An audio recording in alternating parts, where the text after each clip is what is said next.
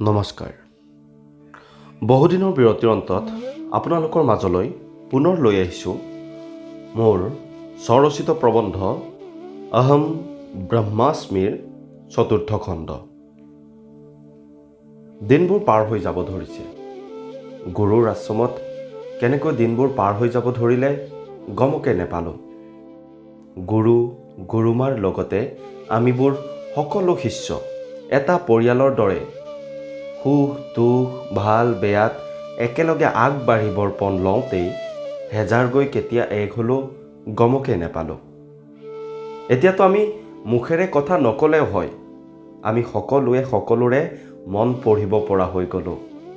আমি ধ্যানত বহি আমাৰ সকলোৱে ইজনে সিজনৰ লগত যোগাযোগ কৰিব পৰা হ'লোঁ, বা অন্য আশ্ৰমৰ শিষ্য বা গুৰুৰ লগত সম্পৰ্ক কৰিব পৰা হ'লোঁ। এতিয়া আমাৰ আগত আহিল অন্য এক পৰীক্ষা। ধ্যানত বহি নিজৰ শৰীৰটো ত্যাগ কৰি আত্মাৰ সৈতে পৰমাত্মাৰ জগতত প্ৰৱেশ কৰাৰ। আনদিনাৰ দৰেই সূৰ্য উদয়ৰ আগতে শোৱাপাতি এৰি স্নান কৰি সূৰ্য নমস্কাৰ, যিটো পৰমেশ্বৰ বজৰংবলীদেৱে সূৰ্যদেৱৰ পৰা জ্ঞান লৈ থকা সময়ত সূৰ্যদেৱক অৰ্পণ কৰা আসন কৰি আৰম্ভণি কৰিলোঁ। গুৰু বৃহস্পতিদেৱ আহি আমাৰ সন্মুখতে বহিল। আমি গুৰুক প্ৰণাম জনালোঁ। গুৰুদেৱে তাৰ প্ৰত্যুত্তৰত আমাকো প্ৰণাম জনালে আৰু কল্যাণ মন্ত্ৰৰে আৰম্ভণি কৰিলে আজিৰ পাঠ্যক্ৰম। সৰ্বে ভৱন্তু সুখিনঃ, সৰ্বে সন্তু নিৰাময়া, সৰ্বে ভদ্ৰাণি পশ্যন্তু, মা কচিৎ দুঃখঃ ভাৱ ভৱেৎ। ওম শান্তি, ওম শান্তি, ওম শান্তি। গুৰুদেৱে কৈ গ'ল, আমাৰ সকলোৰে এই মন্ত্ৰৰ দৰেই এটাই কৰ্ম হ'ব লাগে। সমগ্ৰ পৃথিৱীৰ হিতৰ বাবে, সকলো জীৱৰ হিতৰ বাবে আমি নিজক ত্যাগ কৰিব লাগে। মই তোমালোকক বহুদিন আগৰ পৰাই কম বুলি কৈ অহা কৰ্ম আৰু ধৰ্মৰ কথাখিনি আজি ক'বলৈ ওলাইছোঁ। কৰ্ম আৰু ধৰ্মৰ সংজ্ঞা বহুতো আছে।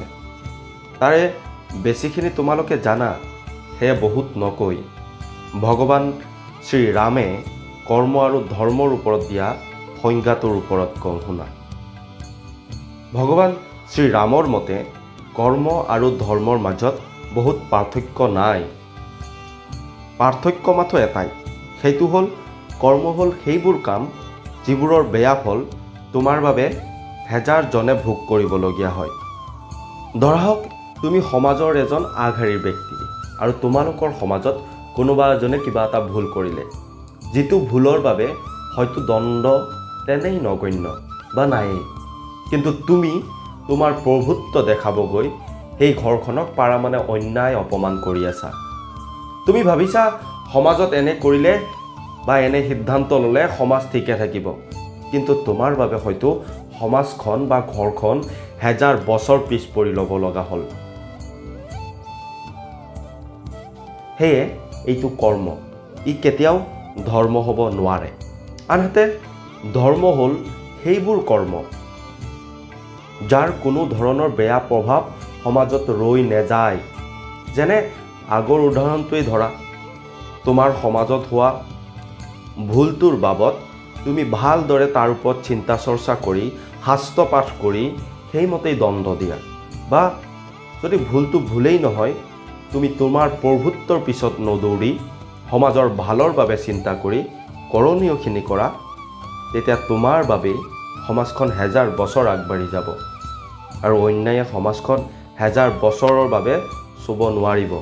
এই ধৰ্ম অৰ্থাৎ কৰ্মৰ বেয়া প্ৰভাৱ থাকে, কিন্তু ধৰ্মৰ কোনো ধৰণৰ বেয়া প্ৰভাৱ নাথাকে। যদি থাকে, ই কেতিয়াও ধৰ্ম হ'ব নোৱাৰে।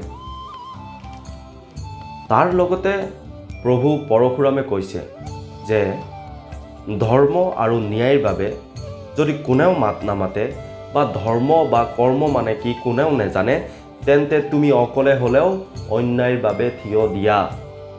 হয়তো আজি তুমি হাৰি যাব পাৰা আৰু তোমাৰ মৃত্যু হৈ যাব পাৰে। তাৰ মানে এইটো নহয় যে তোমাৰ যুদ্ধখন শেষ। হয়তো অলপ সময় লাগিব, কিন্তু তোমাৰ সেই ফিৰিঙতিৰ জুই এদিন খাণ্ডৱ দাহত পৰিণত হ'ব।